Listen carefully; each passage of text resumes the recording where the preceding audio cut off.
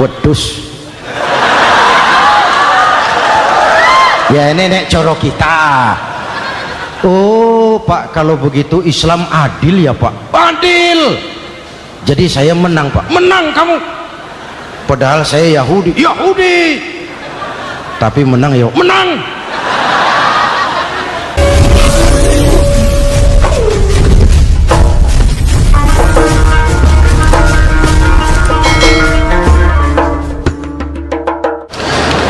Assalamualaikum warahmatullahi wabarakatuh.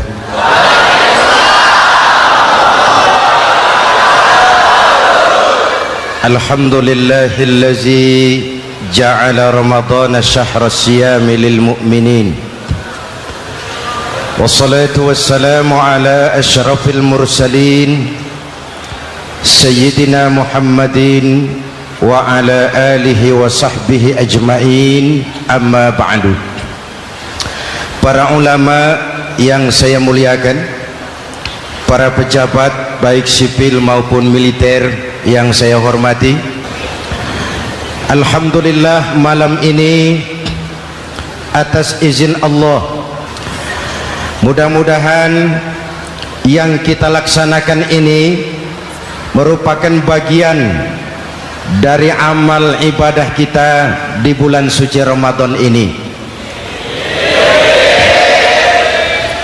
Hadirin, reformasi terbesar adalah reformasi yang dilakukan oleh baginda Nabi besar Muhammad sallallahu alaihi wasallam.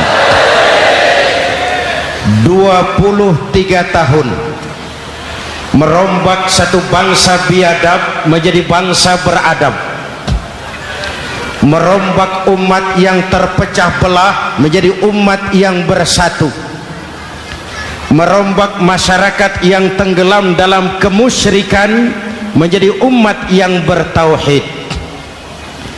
Reformasi besar apa yang dilaksanakan oleh Rasul dan apa hubungannya dengan kita sekarang? Ini yang ingin saya sampaikan malam ini.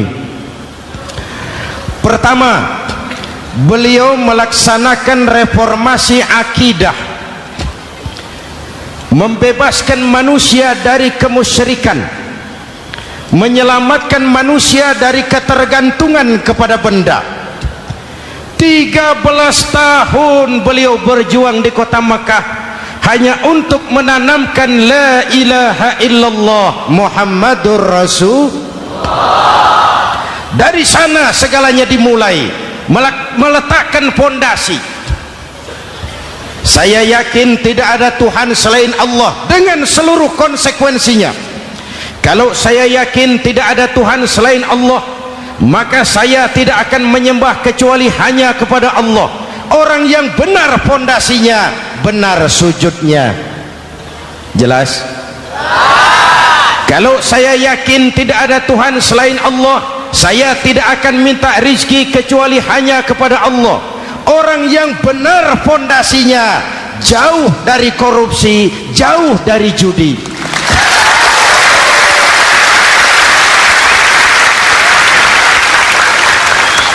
Kalau saya yakin tidak ada Tuhan selain Allah, saya tidak akan menggantungkan hidup kecuali hanya kepada Allah.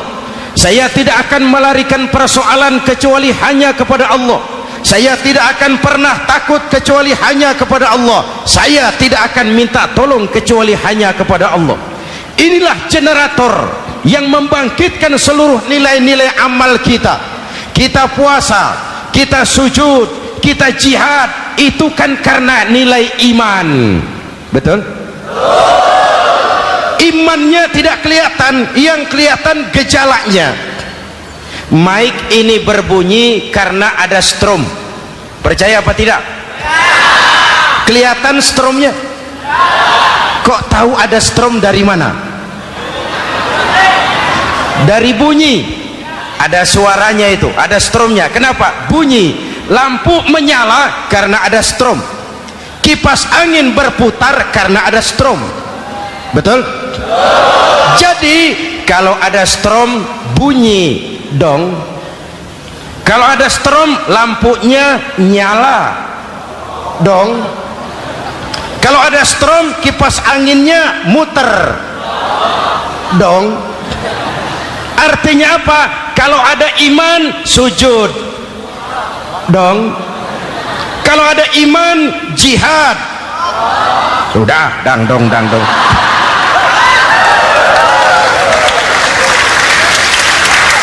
Seluruh amaliyah kita hanya refleksi dari nilai-nilai keimanan. Maka dimulai dengan fondasi. Kalau fondasi kuat, apapun yang mau dibangun aman. Kalau fondasi rapuh, apa yang mau dibangun di atas fondasi yang rapuh?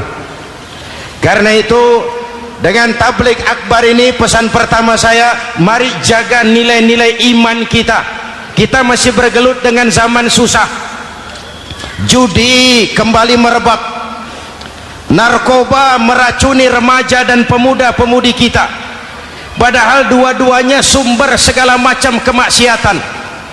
Judi mendidik orang jadi malas, dan sejarah belum pernah mencatat ada orang jadi kaya karena judi. Yang bangkrut, yang kere, yang melarat banyak.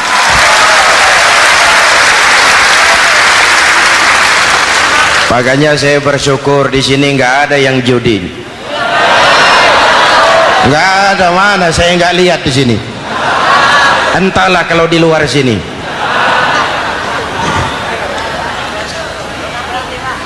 Judi itu penyakit, kalahnya bikin penasaran, menangnya bikin ketagihan. Itulah penyakitnya. Makanya lebih baik makan singkong betulan daripada makan roti mimpi. Ayo, makan singkong betulan, makan roti mimpi, lebih baik mana?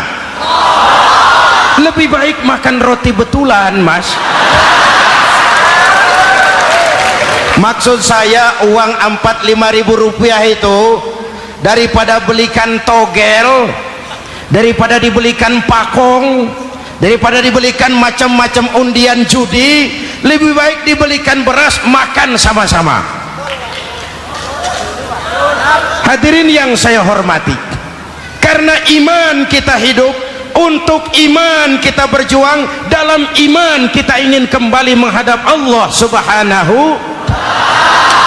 Dahulu pun orang-orang tua kita berjuang memerdekakan negeri tercinta ini. Apa faktor penggerak utamanya? Iman. Imanlah yang mengajarkan orang-orang tua kita, hubbul watan minal iman, cinta tanah air bagian daripada iman. Lah, tanah air kita kan bukan Aljazair, tanah air kita bukan Palestina, tanah air kita bukan Mesir, tanah air kita Indonesia. Mencintai Indonesia bagian daripada iman. Yang datang menjajah kebetulan kafir. Lah ini, bertemulah cinta tanah air dengan semangat jihad yang diajarkan agama. Lalu bangkitlah para ulama, bangkitlah para kiai, bangkitlah para santri, berjuang memerdekakan negara tercinta ini. Saya tanya lagi, orang-orang tua kita dahulu berjuang melawan penjajah, senjatanya apa? Bambu runcing. Jenderal mana mau taruhan bambu runcing merdeka melawan tank? Bambu runcing merdeka melawan meriam. Bambu runcing merdeka melawan tentara-tentara profesional yang terlatih dengan baik. Menurut logika tidak mungkin, menurut kebiasaan tidak bisa, menurut rasio impossible. Entoh nyatanya kita merdeka. Lalu para pendiri Indonesia dengan jujur mencantumkan dalam mukaddimah Undang-Undang Dasar Negara kita kalimat yang berbunyi, dengan berkat rahmat Allah yang Maha Kuasa. Ada tidak itu dalam pembukaan Undang-Undang Dasar? Ada apa tidak? Pokoknya biar belum pernah baca, ada gitu saja sudah, biar lancar urusan. Saya yakin kalimat ini bukan lipstick, not decoration only. Kalimat ini pengakuan moral, pengakuan batin yang sangat jujur dari para pendiri Indonesia bahwa Allah campur tangan dalam proses kemerdekaan. Kalau tidak, nggak ada ceritanya bambu runcing merdeka melawan tank.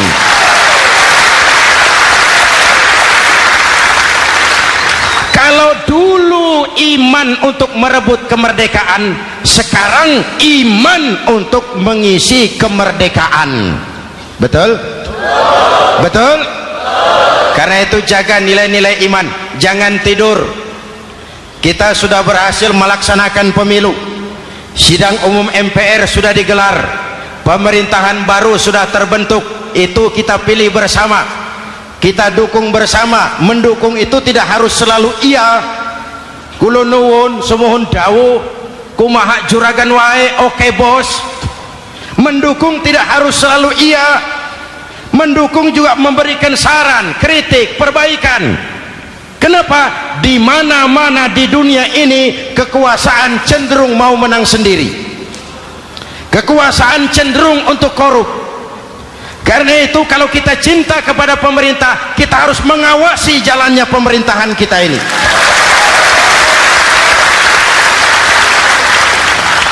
Pengalaman ketika Orde Baru berdiri, kita percaya, kita serahkan penuh, lalu kita tidur. Akhirnya kita jadi susah sendiri. Betul? Umat Islam tidak boleh jatuh dua kali di tempat yang sama. Hari ini lewat sini jatuh wajar, belum tahu barangkali. Besok lewat sini lagi jatuh lagi, goblok tenan. Masa jatuh dua kali di tempat yang sama itu bagaimana? Hadirin yang saya hormati, nilai-nilai iman, intan paling mahal, mutiara paling berharga, tidak lain nilai iman.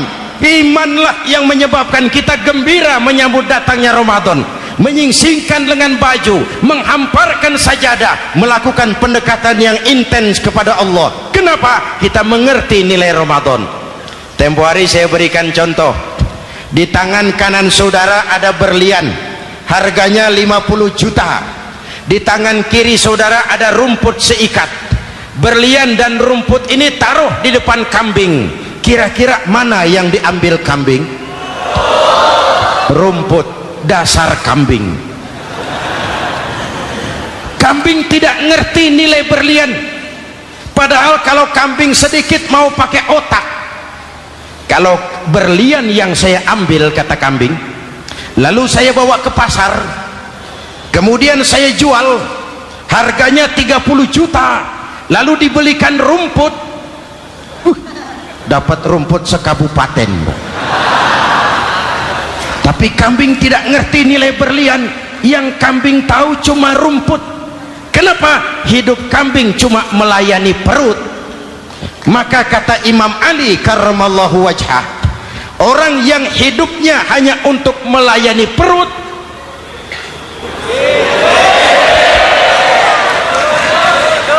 saudara yang ngomong ya, tanggung jawab. Saya kan cuma mulai, kenapa diterusin?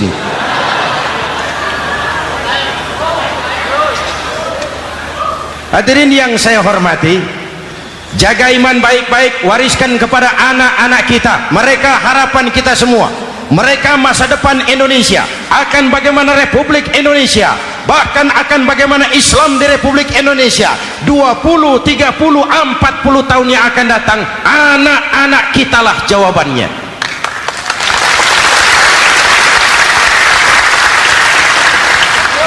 Mereka mau jadi apa, persilahkan, asal iman merupakan landasan hidupnya. Anak-anak kita boleh jadi jenderal asal jenderal beriman, boleh jadi pejabat, pejabat beriman, jadi pengusaha, pengusaha beriman. Kalau iman landasannya aman. Jadi pengusaha, pengusaha beriman, insya Allah timbangannya tidak curang, ekonomi lancar, masyarakat tenang. Jadi petani, petani beriman, insya Allah tidak menggarap tanah yang bukan miliknya.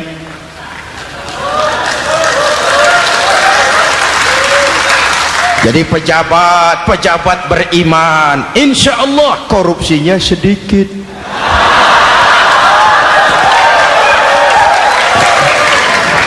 Jadi jenderal beriman, insya Allah berjuangnya bersama ulama, bukan nangkepi ulama.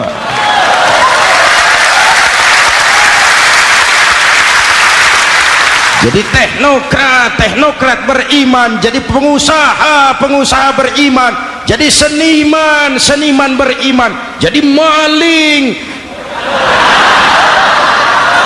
Nggak ada, mana ada maling beriman. Kalau iman landasannya insya Allah aman. Ini yang pertama. Yang kedua, baginda Nabi melaksanakan reformasi sosial berupa apa? Membebaskan manusia dari ras diskriminasi, mengikat manusia dengan tali akidah. Diciptakan kita dari laki-laki dan perempuan, dijadikan kita bersuku-suku dan berbangsa-bangsa. Bahkan Quran memulai dengan kalimat syu'ub, waja'alnakum syu'uban wa qabaila. Kami jadikan kamu berbangsa-bangsa dan bersuku-suku agar kamu saling mengenal satu dengan yang lain.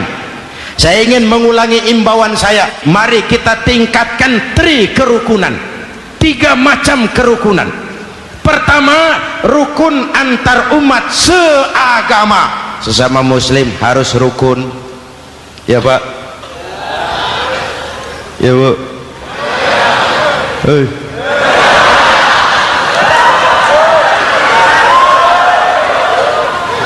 Malam ini saya tidak merasa sebagai tamu di sini. Saya hanya keluarga di tengah-tengah keluarganya.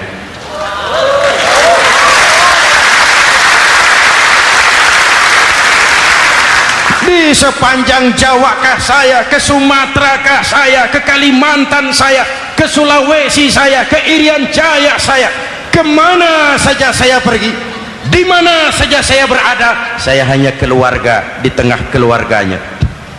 Sebagai muslim kita terikat akidah, sebagai bangsa kita punya komitmen, kita ingin bersatu nusa, satu bangsa, satu. Inilah kita.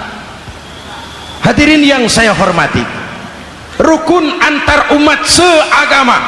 Hura-hura pemilu sudah lewat, ekses-eksesnya harus kita hilangkan. Boleh jadi kemarin-kemarin karena berbeda kaos sama teman gak teguran. Yang sudah, yang penting sekarang ke depan. Sudah capek kita rakyat diobok-obok. Sudah datang saatnya kita meluruskan saf, merapatkan barisan, menggalang semangat kebersamaan. Rukun antar umat seagama. Begitulah malam ini saya hadir di tengah keluarga sendiri. Yang mengikat kita apa? Akidah. Di masjid kita ditemukan, dan inilah simbol kehidupan umat. Tadi kita sholat isya dan tarawih di sini, menghadap ke arah yang sama, menyembah Allah Tuhan yang sama, melakukan gerak yang sama, membaca bacaan yang sama, dengan bahasa yang sama. Betul? Tapi kita datang dari segala penjuru. Kita datang dari sebelah lor, sebelah kidul, sebelah wetan, sebelah kulon. Di sini di masjid ini kita menghadap ke arah yang sama.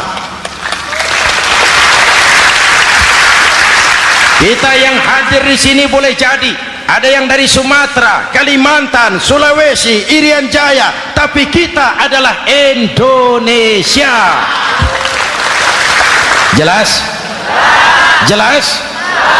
Saya sering kasih contoh, coba kalau sholat pakai bahasa masing-masing, ramai masjid, bingung malaikat. Ini Indonesia ramai karena tiap provinsi sholat pakai bahasa masing-masing. Kalau Riau bicara sendiri, Ambon bicara sendiri, Aceh bicara sendiri, Irian bicara sendiri, ramai masjid. Jelas? Jelas? Yang imam pakai bahasa Indonesia, takbir, Tuhan yang maha besar. Gagah sekali. bingung malaikat. Kembali kita kalau sholat pakai bahasa masing-masing. Betapa ramainya masjid, itu cermin dari bangsa yang tidak bisa menjaga kesatuan dan persatuan. Uni Soviet almarhum al-mal'un itu negara adidaya, negara adikuasa, bersama-sama dengan Amerika menjadi polisi dunia, tetapi kemudian dihantam oleh glasnost yang kebablasan. Gorbachev terpental, Soviet pecah jadi negara kecil berkeping-keping, mimpi mengembalikan Soviet seperti dulu. Begitulah kalau kita biarkan benih-benih disintegrasi ini terus berkembang, tidak ada lem perekat, maka kita akan pecah berkeping-keping dan kita akan jadi satu bangsa yang kecil. Oleh karena itu, yang pertama, jaga kerukunan antar umat seagama. Berbeda pendapat boleh, berpecah belah jangan. Berbeda partai oke, tapi berbeda dalam wawasan bernegara jangan. Jujur saja, saya kemarin musim pemilu itu sudah agak pesimis melihat, batin saya menjerit, ya Allah, kenapa umat jadi begini? Kenapa umat harus terkotak-kotak? Terlalu banyak partai-partai Islam waktu itu, 20 lebih. Begitu sidang umum MPR berjalan, saya mulai melihat titik optimisme. Ada yang mengkristal, di mana orang tidak lagi melihat partainya, tetapi melihat nilai-nilai imannya. Itulah yang memang utama buat kita.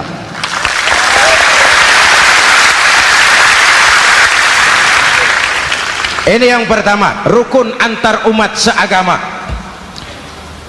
Yang kedua, rukun antar umat beragama. Beberapa hari yang lalu ada kejadian yang mengenaskan di Jakarta Timur, Cipayung. Peristiwa penyerbuan Yayasan Dolos. Hadirin yang saya hormati, kita tentu menyesalkan kejadian itu. Kita tidak bisa menyetujui tindakan main hakim sendiri. Kita berharap pemerintah bukan hanya bisa menangkap pelakunya, tapi juga yang tidak kalah pentingnya mengusut akar permasalahannya. Kenapa itu terjadi? Kalau cuma pelakunya yang ditangkap, akar permasalahannya tidak selesai, saya khawatir terulang lagi di tempat lain. Inilah yang terpenting, menjaga kerukunan antar umat beragama, saling menghormati, saling menghargai. Jangan melakukan kamuflase, jangan melakukan tindakan-tindakan yang rawan dan peka. Misalnya umat Islam membangun masjid di tengah perkampungan orang Kristen, padahal tidak ada Islamnya di situ. Itu bisa menimbulkan kerawanan. Atau sebaliknya, membangun gereja di tengah perkampungan umat Islam yang tidak ada Kristennya di situ. Atau sebaliknya, mereknya kegiatan sosial, mereknya kegiatan kemanusiaan, tapi isinya penyebaran agama kepada orang yang sudah beragama. Itu pun bisa menimbulkan kerawanan. Jelas? Maka yang besar jangan mau menang sendiri, yang kecil harus tahu diri. Jelas? Mari saling menghormati, mari saling menghargai dalam batas lakum dinukum. Menangkap pelakunya penting, mengusut akar permasalahannya itu pun tidak kurang pentingnya. Hadirin yang saya hormati, Islam agama toleran, baik dari prinsip ajarannya maupun dari sikap umatnya. Islam agama yang rahmatan lil alamin. Kita punya kewajiban untuk membuktikan bahwa Islam bukan merupakan ancaman. Islam adalah alternatif. Islam adalah solusi. Islam bukan ancaman. Yang hadir di sini bukan perusuh, bukan umat biang kerok. Ini umat yang cinta damai.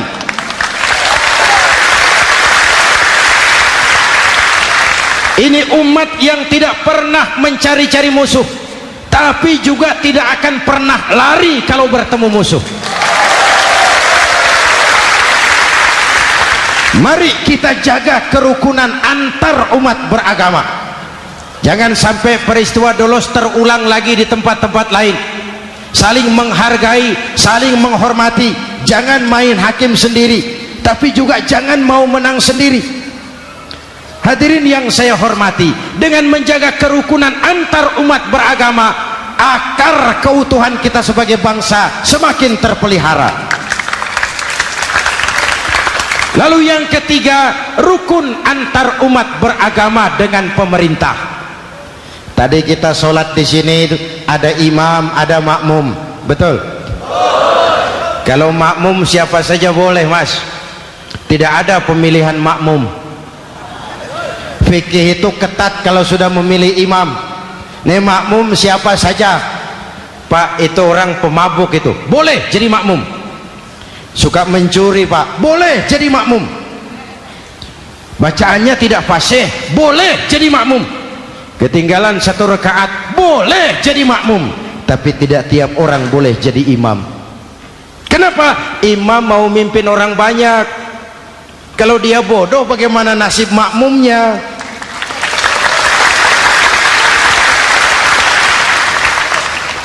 Ada karikatur di Medan, pernah kejadian anak kecil disuruh sholat sama ibunya. Nak, sholat kau. Ah, aku tak pandai sholat, mak. Si Ucok rupanya ini. Kata ibunya, sudahlah, kau ikuti saja bapakmu tuh. Apa yang bapak mau kerjakan, kau ikuti sajalah. Jadilah, mak, kalau ikut saja bisa laku.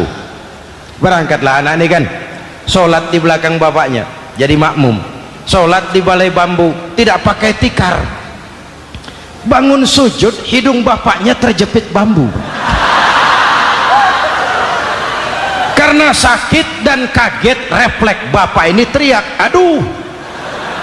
Anak di belakang ingat pesan maknya, ikuti saja bapakmu. Si anak ini malah pakai irama, aduh.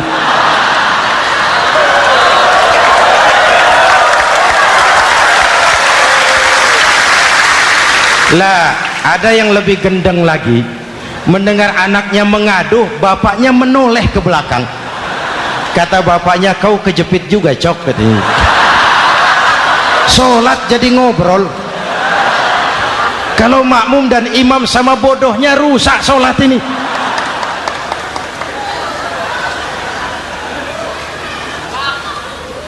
Hadirin yang saya hormati, rukun antar umat beragama dengan pemerintah, pemerintah yang legitimate, yang dihasilkan lewat proses demokrasi. Benarnya kita dukung, salahnya kita tegur, kita kritik, kita perbaiki, kita berikan saran-saran yang baik. Sekali lagi, jangan tidur. Sudah lewat masanya.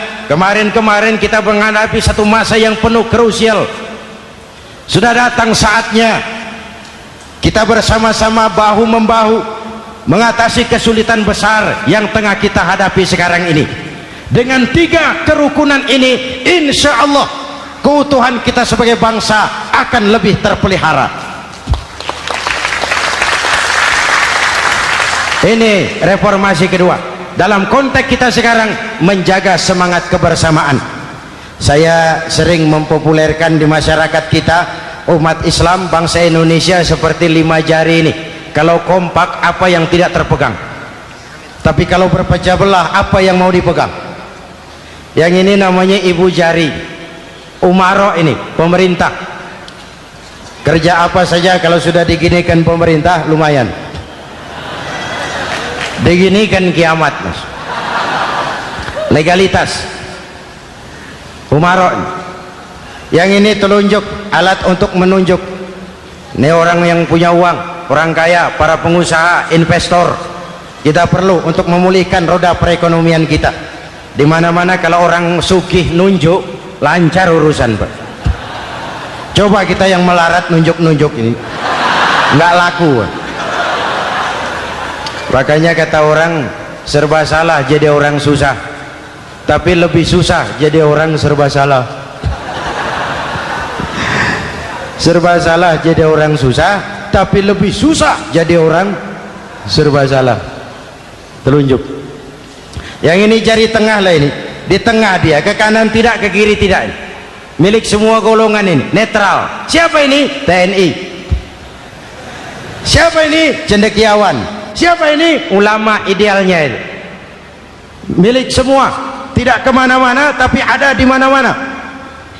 Nggak bisa diajak suitan ini.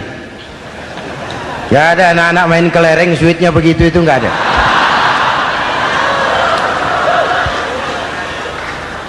Ini jari manis, remaja, pemuda, masa muda, masa yang paling manis. Semua harapan milik pemuda. Belum pernah saya dengar ada orang pidato para kakek-kakek harapan bangsa, belum pernah.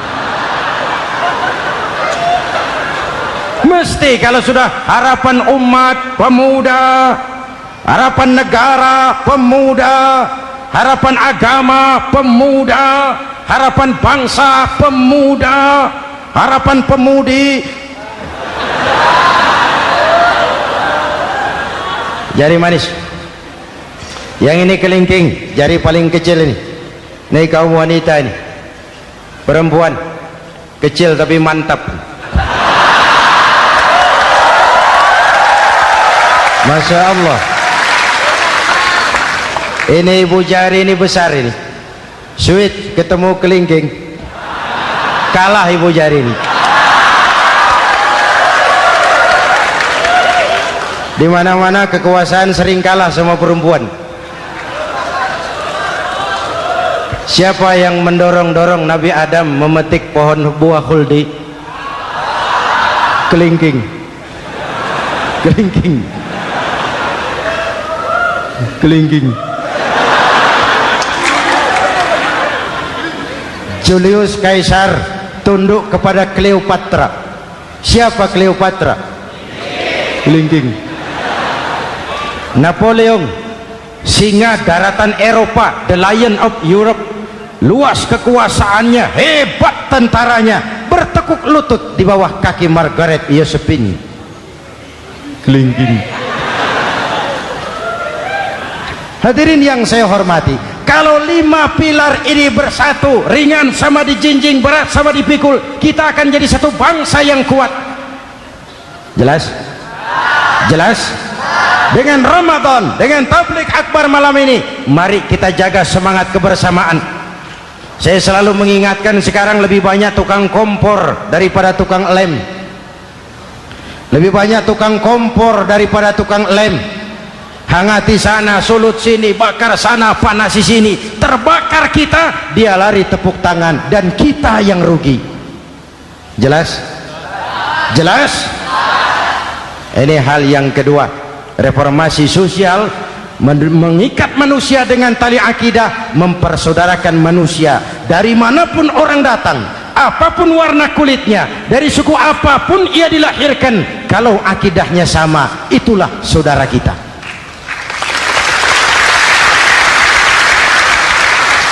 Kembangkan terus kerukunan antar umat seagama, antar umat beragama, dan antar umat beragama dengan pemerintah.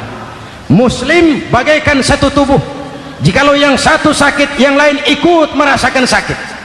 Muslim bagaikan sebuah bangunan, yang satu sama lain harus saling memperkuat. Ada yang jadi tiang, tentu. Ada yang jadi pintu, memang. Ada yang jadi genteng, iya. Tapi satu sama lain harus saling memperkuat. Tidak bisa genteng ngomong sama tiang. Kata genteng, saudara tiang, kamu sih enak, saya setengah mati. Kata genteng, hujan kehujanan, panas kepanasan, kadang-kadang anak-anak nakal saya dilontari batu. Kata genteng. Yang jadi tiang ngomong lagi. Kata tiang, saudara genteng, jangan sembarangan kalau ngomong. Kamu kira kamu bisa nongkrong di atas? Itu gara-gara siapa, Genteng? Aku yang topang dari bawah, kata tiang. Kamu jadi anggota DPR, jadi anggota MPR, jadi pejabat, kami rakyat yang angkat.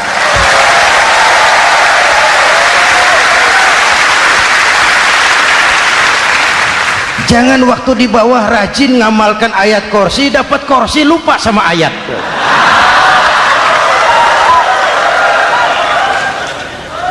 Mari ringan sama kita jinjing, berat sama kita pikul, duduk ya kita sama rendah, berdiri kita sama tegak. Tidak ada warga negara kelas 1 di Republik ini. Ini reformasi kedua. Yang ketiga, reformasi menegakkan keadilan, menyelamatkan manusia dari kezaliman. Sebelum Islam datang, sebelum Rasul datang, manusia dibedakan oleh hartanya, manusia dibedakan oleh warna kulitnya, manusia dibedakan oleh keturunannya. Beliau dengan tegas mengajarkan, innallaha la yanzuru ila suwarikum wala ila amwalikum walakin yanzuru ila qulubikum wa a'malikum. Allah tidak melihat potonganmu, Allah tidak melihat hartamu, yang Allah lihat itu hatimu dan amal perbuatan.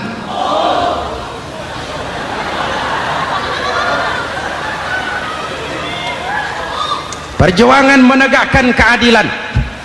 Hadirin yang saya hormati, itulah yang menyebabkan reformasi kita menggelinding, menuntut keadilan, baik keadilan di bidang politik, keadilan di bidang ekonomi, keadilan di bidang hukum. Nabi pernah mengingatkan, hakim, kata Nabi, itu ada 3 macam. Al-qudatu salasatun. Hakim ada 3 macam.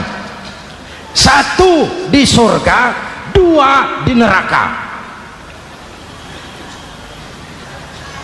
Hadirin yang saya hormati, siapa yang hakim ke surga itu?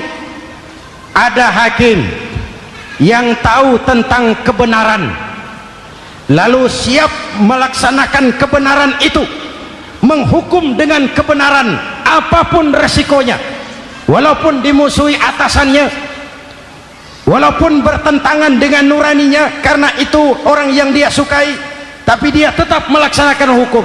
Hakim yang mengerti tentang kebenaran sesuatu lalu melaksanakan hukum dengan kebenaran itu yang akan sampai ke surga.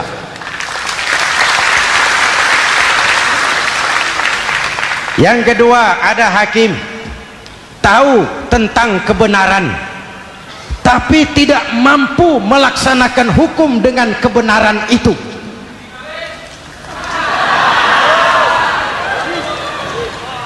Tahu sesuatu itu benar tetapi tidak punya nurani untuk membela kebenaran, mengetahui kebenaran tapi tidak berdaya untuk memperjuangkan kebenaran. Akhirnya hukum dikebiri, yang salah jadi benar, yang benar jadi salah. Itulah realita yang kita rasakan selama ini. Yang baca Quran dengan suara merdu dapat piala, yang mengamalkan Quran dengan konsekuen dapat penjara, yang berteriak-teriak menegakkan keadilan dianggap aneh, yang korupsi habis-habisan hidup terhormat.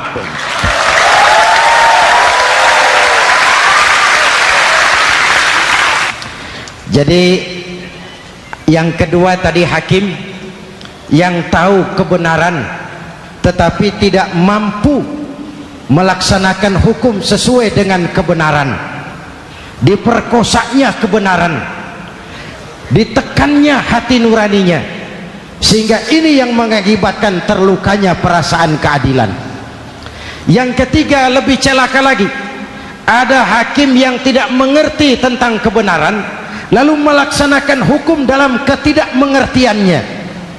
bodoh melaksanakan hukum dalam kebodohan, itu pun menyebabkan orang masuk neraka. Na'udzubillah. Hadirin yang saya hormati, reformasi yang dilaksanakan Rasul berjuang menegakkan keadilan setelah membebaskan manusia dari ras diskriminasi. An-nas kulluhum li Adam wa Adam min turab, la fadla li arabiyyin ala ajamiyyin illa bittaqwa. Seluruh manusia berasal dari Adam.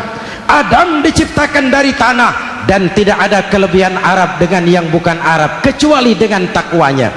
Nah, saya masih ingat sebuah cerita. Mau dengar? Mau dengar?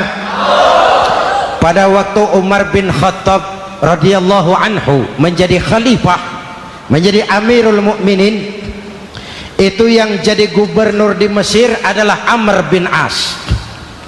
Satu saat Amr bin As ingin mendirikan masjid, tapi tanah lokasi masjid itu milik orang Yahudi, ada gubuk di situ. Dipanggil Yahudi ini oleh Amr bin As, saudara Yahudi, iya, itu rumahmu ya? Iya. Sudah tahu belum? Belum. Ya memang saya belum kasih tahu. Begini, kamu bangun sembarangan saja, rumahmu kena jalur hijau itu. Lalu saya mau bangun masjid di situ. Ya tapi ada rumah saya, Pak. Sudahlah, rumahmu saya bayar, saya beli. Enggak mau, Pak. Rumah saya cuma itu-itunya. Saya bayar 2 kali lipat. Enggak mau, Pak. Enggak mau. Sudahlah, saya ganti rugi. Ya, enggak mau, Pak. Namanya juga ganti rugi, Pak. Biar digantikan tetap rugi.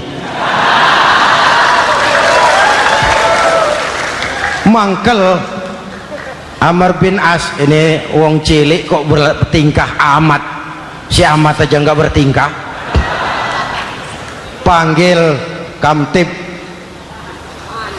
hei gusur.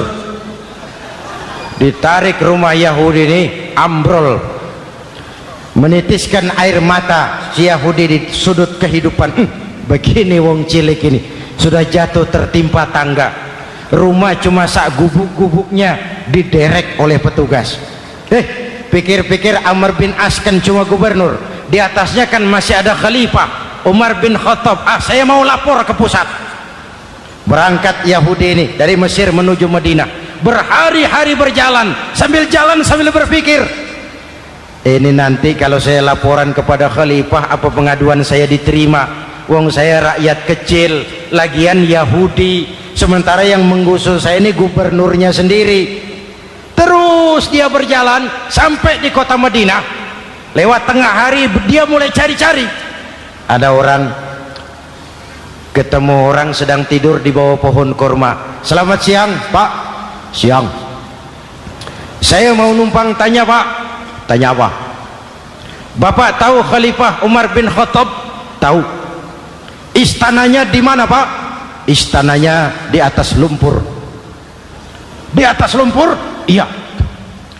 Pakaian kebesarannya apa, Pak? Sutra? Bukan. Pakaian kebesarannya malu dan takwa. Pengawalnya banyak, Pak. Banyak. Berapa peleton? Pengawalnya yatim, orang jompo, kelompok mustadafin, orang-orang lemah, janda-janda tua.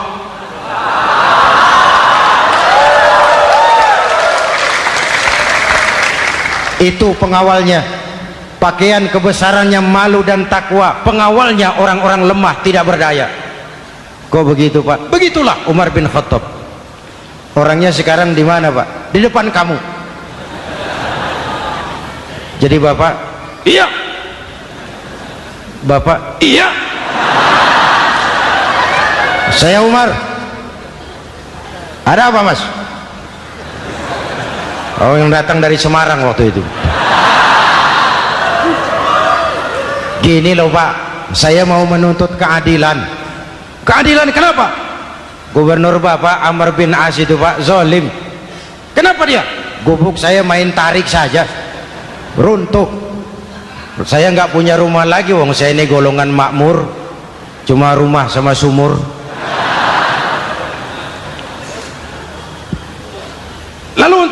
katanya dia mau bangun masjid di situ Pak. Dipaksanya rumah kamu ditarik sampai runtuh. Iya. Yahudi. Iya Pak. Itu ada tempat sampah ya. Betul Pak. Di situ banyak tulang unta. Coba kau cari satu tulang unta bawa ke sini. Bingung Yahudi. Pak, saya jauh-jauh dari Mesir ke sini ini mau cari keadilan. Kalau tulang unta di Mesir juga banyak Pak. Sudahlah, kau ambil saja tulang itu. Berangkat Yahudi penuh tanda tanya, ambil sebuah tulang unta, diberikan kepada Khalifah Umar bin Khattab. Tulang ini diambil, Umar hunus pedangnya, dengan ujung pedang dibuat garis lurus di atas tulang unta itu. Rat. Selesai. Yahudi, iya Pak, sekarang kau kembali ke Mesir, serahkan tulang ini kepada Umar bin Amr bin As. Makin bingung Yahudi. Jauh-jauh datang kemari kira mau dapat keadilan, cuma dapat tulang. Ya sudahlah, namanya wong cilik, berangkat dia pulang ke Mesir. Berhari-hari sampai di Mesir.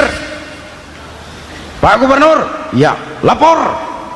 Ada apa Yahudi? Saya dari pusat. Loh, kamu dari Madinah? Iya Pak. Ngapain sih kamu ke sana-sana? Nuntut keadilan. Kamu bertemu Khalifah? Ketemu Pak. Terus tulang.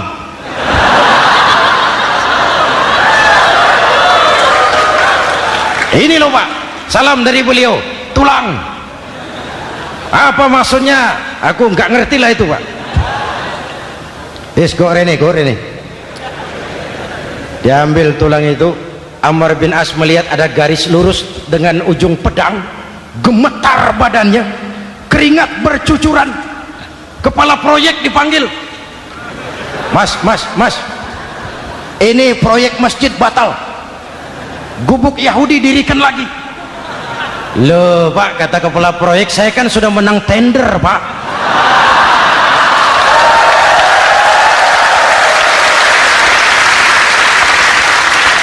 Wes, nggak ada urusan, sampean mau menang mau kalah tender, proyek batal. Itu gubuknya Yahudi dirikan lagi. Yahudi makin bingung. Ada gubernur dapat tulang gemetar. Pak Gob, ya sebenarnya apa yang terjadi? Apa-apa, kamu sedikit-sedikit main pusat.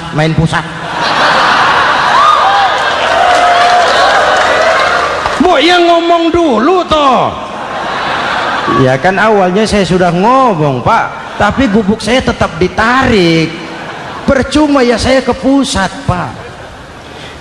Saya dapat teguran keras dari Khalifah. Tahu kau apa artinya ini? Seolah beliau berkata, hei Amr bin As, jangan mentang-mentang sedang berkuasa kau bertindak seenakmu. Berlaku lurus dan adillah kamu seperti lurusnya garis di atas tulang ini.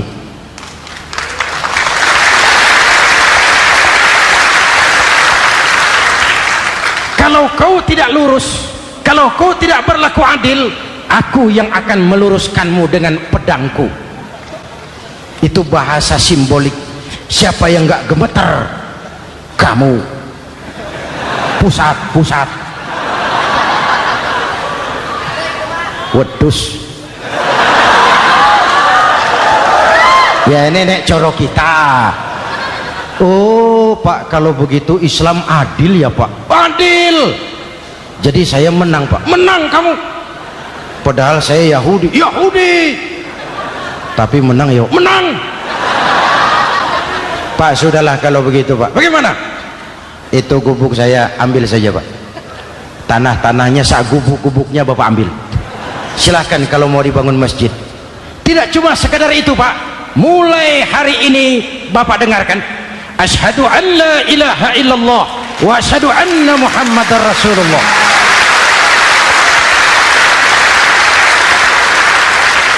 Yahudi bisa menang perkara menghadapi gubernur. Kalau ini terjadi di Indonesia,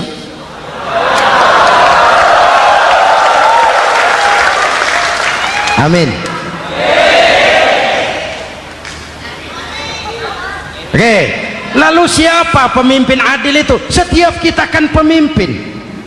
Presiden pemimpin di negaranya, gubernur pemimpin di provinsinya, bupati pemimpin di kabupatennya, Pak Camat pemimpin kecamatannya, Pak Lurah pemimpin di kelurahannya, suami pemimpin di rumah tangganya, anak muda pemimpin bagi dirinya.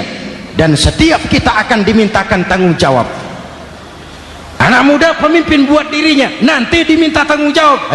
Kakimu kau bawa jalan kemana? Tanganmu ngambil apa? Lidahmu bicara apa?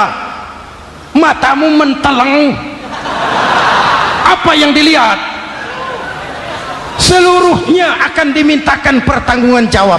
Marilah kita jadi orang yang adil kepada diri, kepada keluarga, dan akhirnya kepada masyarakat, bangsa dan negara. Hadirin yang saya hormati, satu ayat yang sering dibaca pada akhir khutbah khatib Jumat, innallaha ya'muru bil adli wal ihsan.